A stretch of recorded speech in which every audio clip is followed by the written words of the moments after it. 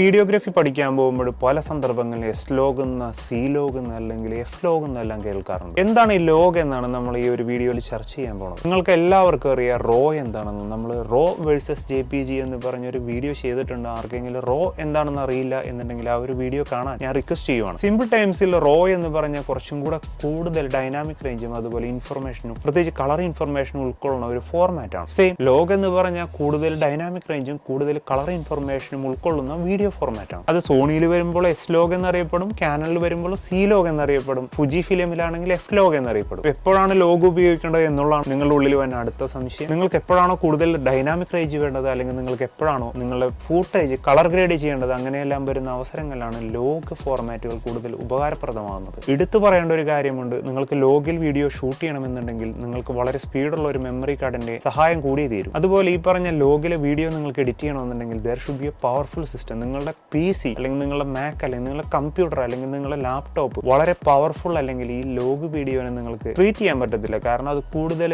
Information അടങ്ങണം, വളരെ large ആയിട്ടുള്ള ഒരു ഫയൽ സൈസ് ഉള്ള ഒരു ഫയലായിരിക്കും. ഇൻഫർമേഷൻ വാല്യുബിൾ ആയിട്ട് തോന്നിക്കഴിഞ്ഞാൽ നിങ്ങൾ ഷെയർ ചെയ്യാൻ മറക്കരുത്. അടുത്ത ദിവസം വളരെ ഹെൽപ്ഫുൾ ആയിട്ട് ടിപ്പുമായി നമ്മൾ വീണ്ടും കാണും.